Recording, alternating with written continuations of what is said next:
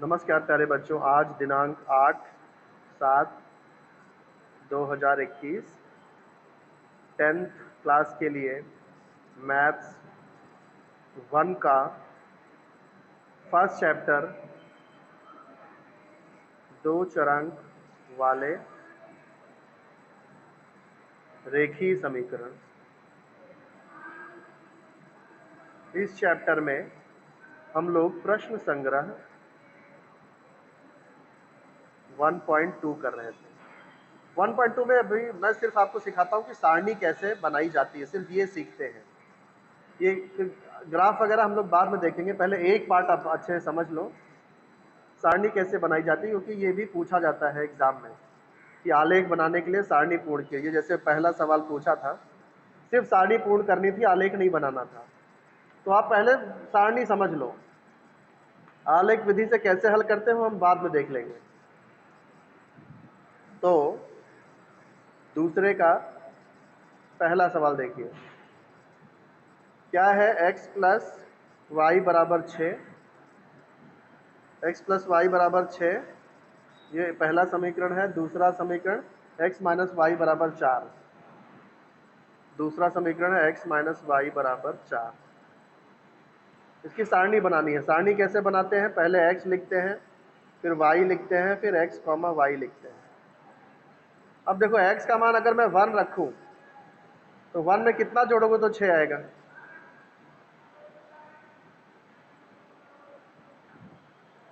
1 5, तो यहाँ y का मान 5 आएगा, क्योंकि 1 x और y मिला के 6 आना चाहिए।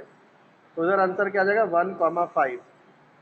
ऐसे ही x का मान अगर मैं 2 रख दूं तो y कितना आएगा। यस, 2 + 4 6 होता है, तो y हो जाएगा 4, ये हो जाएगा 2,4। फिर अभी 3 रखूं तो x का मान अगर मैं 3 रख दूं तो y कितना, y 3 आ जाएगा। 3 + 3 6, तो हो गया 3,3। ऐसे ही अगर मैं x को 4 रखूं तो y कितना आएगा, 2, तो ये हो जाएगा 4,2। तो इस तरह से पहले समीकरण की सारणी पूरी हो गई यहाँ पे। अब दूसरा समीकरण अपना क्या है, x माइनस वाई बराबर 4 है, समीकरण 2। इसकी सारणी भी बना लेते हैं, x y, फिर नीचे x कॉमा y। तो देखो अब क्या है, देखो x में से y माइनस करने पे 4 आना चाहिए। तो देखो अगर मैं x को 5 ले लूं तो y कितना लेना पड़ेगा, 5 में से कितना, हाँ 1, क्योंकि 5 में से 1 माइनस करेंगे तो ही 4 आएगा। तो ये हो गया 5,1। अच्छा, अगर मैं x को 4 ले लूं, x को 4 ले लूं तो 4 में से कितना माइनस करेंगे तो 4 आएगा, 0। तो हो गया 4,0। अच्छा, अब क्या ले लूं, अब मैं इसको ज़्यादा बड़ा नंबर हमको नहीं लेना, इसलिए 5 से बड़ा नहीं जा रहा हूं मैं। अगर मैं यहाँ पे 3 ले लूं, x का मान 3 ले लूं तो 3 में से कितना माइनस करेंगे तो 4 आएगा। देखो इसमें आप लोग कंफ्यूज हो रहे हो, मैं बताता हूँ। देखो एक काम करते, जब नहीं समझ में आए तो क्या करो, तो x के जगह, x हमने 3 लिया है ना, तो समीकरण में x के जगह पे 3 रख करके देखो। समीकरण में x बराबर 3 रखता हूँ, चलो। तो x यानी कि 3 माइनस वाई बराबर 4 है। अब हमको y चाहिए, तो 3 हटा दो, तो y बराबर 4, ये +3 है तो वहां जाके -3 हो जाएगा, और ये माइनस साथ में रहेगा y के। 4 - 3 कितना होता है, 1। ये माइनस यहाँ से हटा के यहाँ लग जाएगा, तो y बराबर आ जाएगा -1। यानी x के जगह पे अगर हम 3 रखें तो y -1 आता है, तो ये हो गया -1। तो इसलिए यहाँ हो जाएगा 3, -1। ये समझे कि नहीं बेटा आप लोग। हाँ, अच्छा आप मेरे को बताओ कि अगर मैं यहाँ पे 2 रखूँ तो वापस से देखो हल करके देखते हैं कितना आना चाहिए। अपना समीकरण क्या है, x माइनस वाई बराबर 4 है और x कितना ले रहे हैं, 2 ले रहे हैं, तो x की जगह पे 2 रखेंगे, 2 माइनस वाई बराबर 4। तो y हमको चाहिए तो 2 और माइनस दोनों हटाना पड़ेगा एक एक करके, तो पहले 2 हटाते हैं, तो माइनस वाई बराबर 4 आएगा। ये जो 2 हमने हटाया है ये प्लस 2 था, इसलिए यहाँ माइनस 2 हो जाएगा। तो माइनस वाई बराबर 4 माइनस 2 आ गया 2। अब हमको ये माइनस भी हटाना पड़ेगा, तो माइनस ये हटाएंगे तो वहाँ जाके माइनस हो जाएगा y माइनस 2, तो y आ गया माइनस 2, तो ये हो जाएगा 2 कॉमा माइनस 2। तो ये इसका भी आलेख बन गया, देखो सॉरी आलेख नहीं, इसका भी सारणी बन गया। अब इसी सारणी के आधार पे आलेख बनाना होता है। तो आलेख बता ही दूं क्या, चलो बता देता हूँ, बुक में जो आलेख पेपर प्रिंटेड है ना उसमें ही बता देता हूँ। ये पेपर पे समझा दूं आपको, ये बुक का पेपर है, ये इसमें ही समझा देता हूँ आपको कि अब इसको आलेख कैसे इसका बनेगा। थोड़ा सा ऊपर कर देता हूँ मोबाइल, पूरा पेपर दिख रहा है ना आपको। ये किसी बच्चे की नोट टेक्स्ट बुक थी, उसने गंदा करके दिया है, इधर ध्यान मत दीजिएगा। चलो, और ये जो पहले से बना ये भी, इस पर भी ध्यान मत दो, ठीक है, समझ जाओ। ये ब्लैंक ब्लैंक ग्राफ पेपर है। तो देखो सबसे पहला पॉइंट, पहले समीकरण का आलेख हम लोग बनाते हैं। पहला पॉइंट क्या है, 1,5, x 1 होना चाहिए और y 5 होना चाहिए। तो देखो ये x वाली लाइन है, x का 1 इधर है और y का 5 इधर है, तो ये अपना पहला पॉइंट हो गया 1,5। ये समझे कि नहीं, ये 1,5 पहला पॉइंट। दूसरा पॉइंट क्या मिला है अपने को पहले समीकरण में, 2 और 4 है, तो x का 2 और y का 4, देखो दोनों कहाँ मिल रहा है, इधर मिल रहा है। ये ब्लैंक पे ग्राफ पेपर पे ये x और y अक्ष इस तरह से बना लेना जैसे किताब में दिया है। यहाँ 0 रहेगा, फिर 1-1 सेंटीमीटर पे 1-1 सेंटीमीटर छोड़ के आप 1 2 3 4 5 ऐसे नंबर लिखना। इधर सारे राइट साइड में सारे प्लस वाले नंबर रहेंगे, लेफ्ट साइड में सारे माइनस वाले नंबर, ऊपर सारे प्लस वाले नंबर, नीचे माइनस वाले नंबर।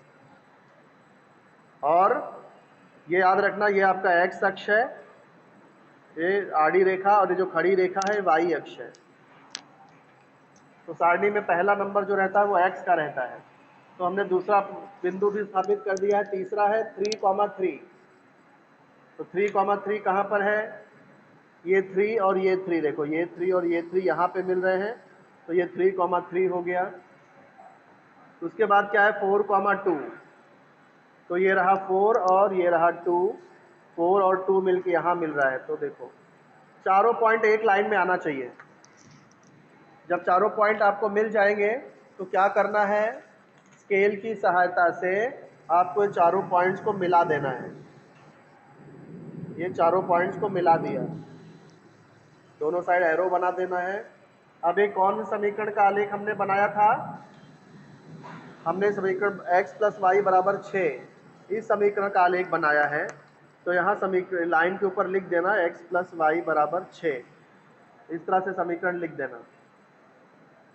अब हम क्या करेंगे, जो दूसरा समीकरण है उसका भी आलेख बना लेते हैं। तो दूसरे समीकरण का आलेख बनाते हैं, चलो 5,1, तो 5 कहाँ पर है, ये रहा 5 और ये रहा 1, तो ये रहा 5,1 ये पॉइंट। दूसरा पॉइंट क्या है 4,0, यहाँ y 0 है, इसका मतलब x अक्ष पर 4 के ऊपर ये पॉइंट है, तो x अक्ष पर 4 के ऊपर ये वाला पॉइंट, ये पॉइंट हो गया दूसरा। फिर क्या है 3,-1 है, यानी x 3 है और y -1 है, x 3 है और y -1 है। तो x 3, ये रहा x 3 और y -1, तो x का 3 आ गया और y का -1 इधर मिल रहा है, तो ये 3,-1 आ गया। दूसरा पॉइंट, लास्ट का पॉइंट क्या है 2,-2, तो ये देखो ये 2 है और ये -2 है, तो 2 और -2 ये पॉइंट यहाँ मिल गए। तो चारों पॉइंट मिल गया, 1 2 3 4 एक ही लाइन में। अब इनको आप चारों पॉइंट्स को मिला दो, दोनों साइड एरो कर दो। कौन सा समीकरण था वो समीकरण लिख दो। समीकरण था x माइनस वाई बराबर 4, तो ये रेखा का समीकरण है x माइनस वाई बराबर 4। ऊपर ऐसे पैमाना लिख देना, एक एक सेंटीमीटर पे हमने एक एक इकाई लिया है, तो यहाँ लिख देना कि दोनों अक्षों पर एक एक सेमी बराबर 1 इकाई। अब आपको ये चेक करना है कि दोनों रेखा जहाँ पर प्रतिच्छेदित कर रही हैं उसका क्या निर्देशांक है। कोई बताएगा इन दोनों रेखाओं के प्रतिच्छेदन बिंदु का निर्देशांक क्या है? देखो ये x निर्देशांक देखोगे तो 5 दिखेगा, और y निर्देशांक कितना है?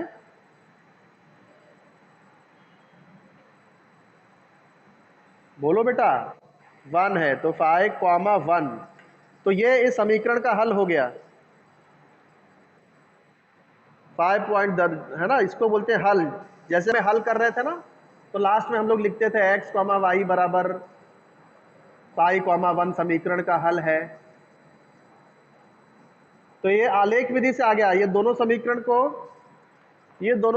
को अगर आप 2.1 की तरह हल करोगे गुणांक समान करके, तो भी वही आंसर आएगा।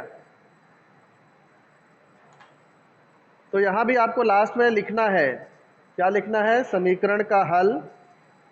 कितना मिला समीकरण का हल? 5, 1। तो आपको ऐसे लिखना कि x, y बराबर 5, 1 समीकरण का हल है, समीकरण का हल है। ये हो गया, ये हो गया अपना 1.2 का दूसरे का पहला सवाल। अब ऐसे ही दूसरे का दूसरा भी कर सकते हैं।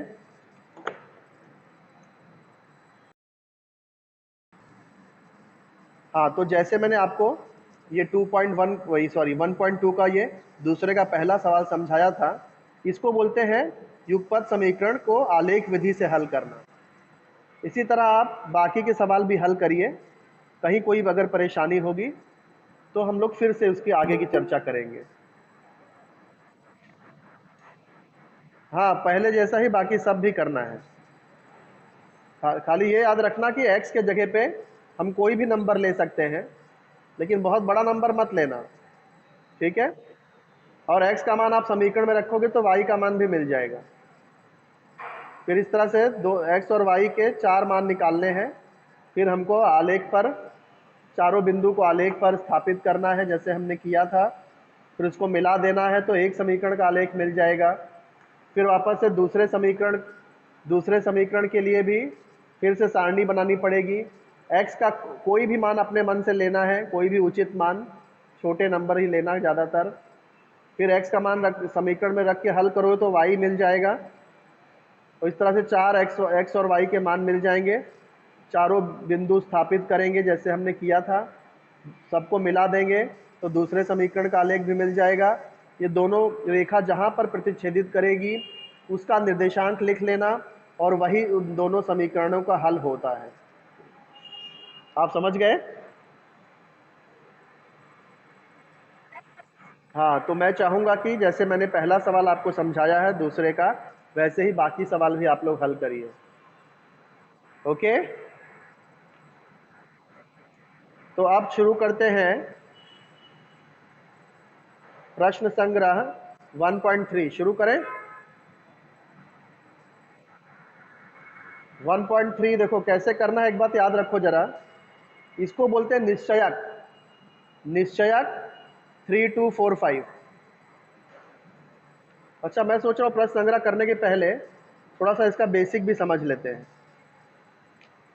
तो कभी कभी कुछ पूछ लेते हैं एग्जाम में तो कुछ उत्तर नहीं मिल पाते, इसलिए बेसिक जानकारी भी आपको होनी चाहिए। देखो यहाँ पर ये निश्चयक क्या होता है पहले वो समझ लो। ये 4 घटक है, देखो ये 2 आड़ी लाइन खींची गई है, सॉरी खड़ी लाइन है 2, और उसके अंदर A, B, C, D ऐसे 4 घटक हैं। तो इसको बोलेंगे 4 घटकों का निश्चयक है। पहला AB, दूसरा है CD। ये 36 पंक्तियां हैं, और इसी प्रकार 2 स्तंभ हैं, AC और BD, ये 2 स्तंभ हैं। तो यहाँ इस निश्चयक का घात 2 होगा। इस निश्चयक का घात यहाँ कितना है? 2 है। ये एग्जाम में कभी कभी पूछा जाता है, एक एक एमसीक्यू में क्वेश्चन पूछा था, इसलिए मैं आपको समझा रहा हूँ इसको कि यहाँ देखो दो 36 पंक्तियां हैं और दो ऊर्ध्वाधर स्तंभ है, तो यहाँ निश्चक का घात कितना हो जाएगा? 2 हो जाएगा। तो कभी ऐसा निश्चक बना के दिया और एग्जाम में पूछा कि इसका घात कितना है, तो ऐसे लिखना 2। अब देखो इसको सॉल्व करने का तरीका क्या है, इसको हल कैसे करते हैं। देखो क्या किया है, ए का गुणा किस में हो रहा है? डी में। किसी निश्चय को जब हल करेंगे तो याद रखना, ये जो यहाँ पर जो भी नंबर होगा उसका गुणा यहाँ पर होगा, तिर्यक गुणा ए इंटू डी। फिर बीच में माइनस लगाना है, और ये जो दूसरा है बी है, यहाँ बी, उसका गुणा भी तिर्यक कर देना, तो बी गुणे सी हो जाएगा। यानी इस निश्चय का मान क्या आ गया? A d minus b c आ गया। निश्चय को दर्शाने के लिए ए बी सी डी ऐसे अक्षर से दर्शाया जाता है, जैसे कि यहाँ देखो, इस निश्चय को ए से दर्शाया है, इस निश्चय को एन से दर्शाया, इस निश्चय को बी से दर्शाया है। तो जैसे यहाँ पर विधि दी है हल करने की, वैसे ही हम लोग इसी विधि से इसको भी हल करेंगे। तो चलो बच्चों बताओ, सबसे पहले इस निश्चय का घात कितना है बताओ। नाम लेके मत पूछना पड़ेगा क्या? चलो गुप्ता यश बताओ, इसका घात कितना है इस निश्चय का?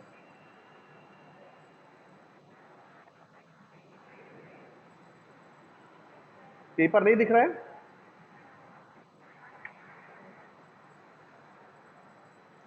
आप लोग किताबें नहीं दिख रही है बेटा? हाँ, तो मुझे बताओ कि इसका घात कितना है।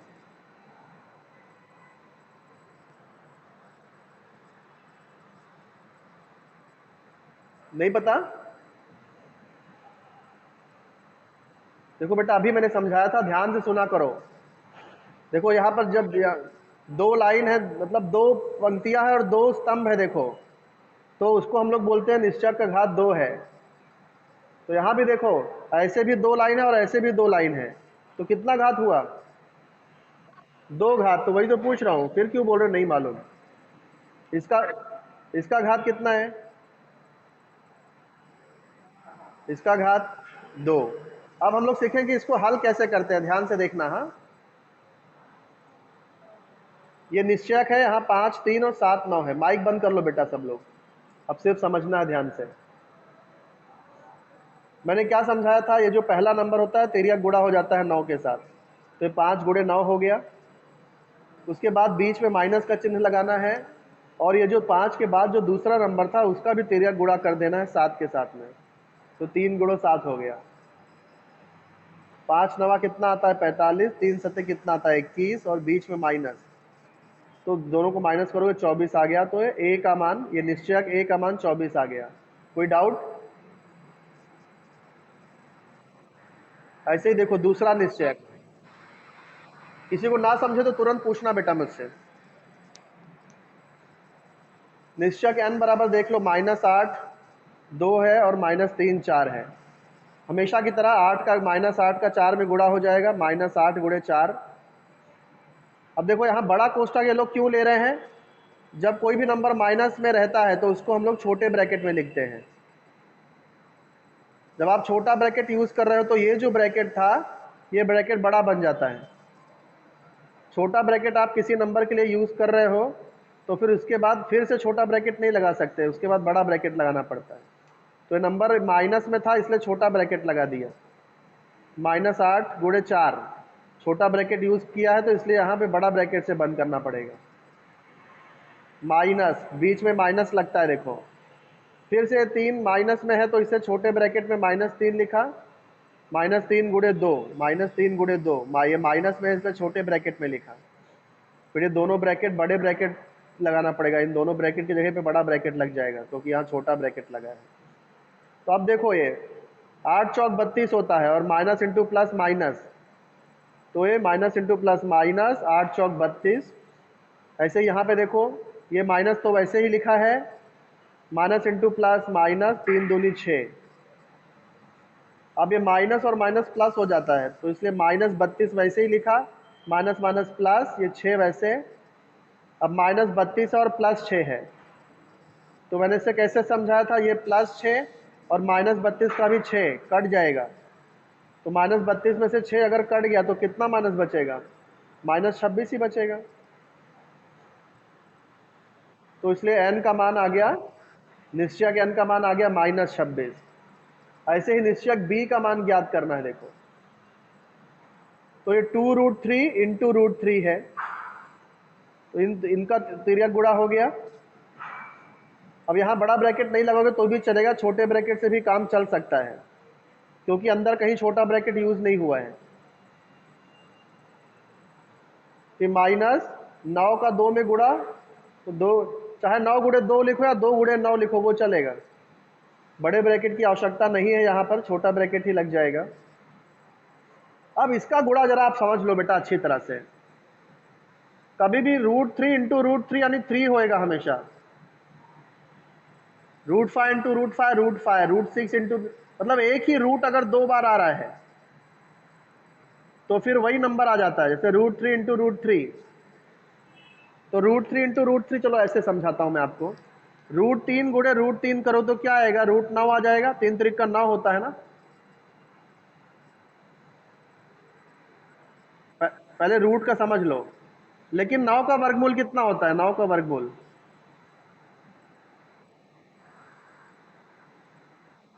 वर्गमूल बेटा, वर्गमूल, वर्गमूल छोटा होता है हमेशा।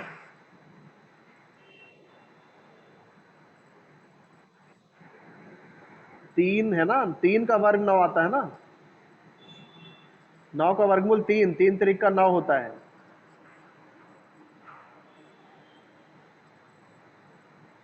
तो √3 इंटू √3 करोगे तो आंसर 3 ही आएगा लास्ट में, यानी √3 और √3 मिलके क्या हो गया, ये गुणे 3 हो गया। तो अभी क्या बचा, 2 गुणे 3 हो गया। देखो 2 तिहाई 6, 6 त्रिक 18, इसलिए 18 आया। समझे कि नहीं कैसे 18 आया।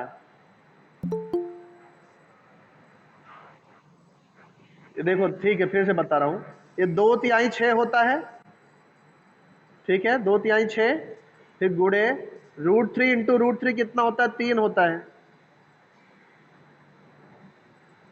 तो कितना आंसर आएगा इसका, 6 त्रिक 18 आएगा, वो यहाँ 18 लिखा है।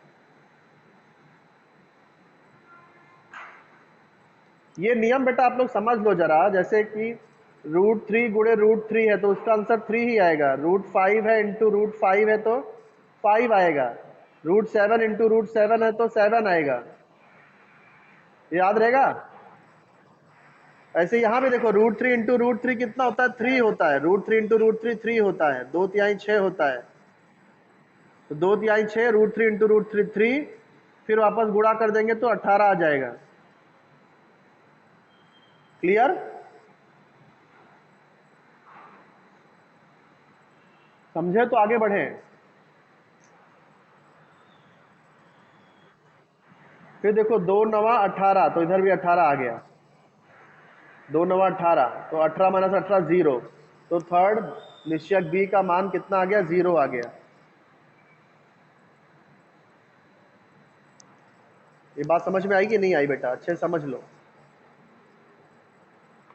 अब अब अब इसी आधार पर चलो, ये जो 1.3 का जो पहला सवाल है, पहला, और ये एक्चुअली ये दूसरा होना चाहिए। पहला और दूसरा पूरा इसी टाइप के सवाल है, बाद में थर्ड वाला क्रैमर विधि है। देखो हम लोग इधर भी करते हैं, इधर चलो एक कृति है, मुझे बताओ 3 का गुणा किस में होगा। तो इस बॉक्स में क्या आएगा, 3 गुणे 5 आ जाएगा, फिर माइनस आता है। अब क्या होगा, इन दोनों का गुणा,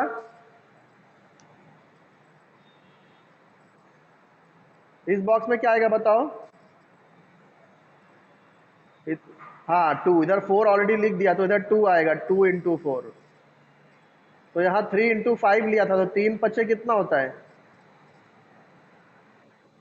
15 होता है। तो इस बॉक्स में कितना आ जाएगा, 15। देखो 3 गुणे 5, ये बॉक्स में 5 आ जाएगा, ये बॉक्स में आपने बोला 2। अब 3 पचे 15, तो ये बॉक्स में 15 आ जाएगा। 4 दूनी 8, तो 8 ऑलरेडी यहाँ लिखा है। 15 माइनस 8 कितना हो जाएगा, 15 में से 8 माइनस करोगे तो 7 आंसर आएगा। तो इस बॉक्स में 7 आ जाएगा। एक मिनट, रिकॉर्डिंग ऑन नहीं हुई है बेटा, इतना सारा रिकॉर्ड ही नहीं हुआ। चलो, तो ये समझ में आया कैसे करना है इसको। 3 गुणे 5, 2 गुणे 4, फिर 3 पचे 15, ये माइनस 2 चौक 8 और ये आंसर आ गया 7। अब देखो वापस से दूसरा सवाल शुरू करते हैं। निश्चयक का मान ज्ञात करना है।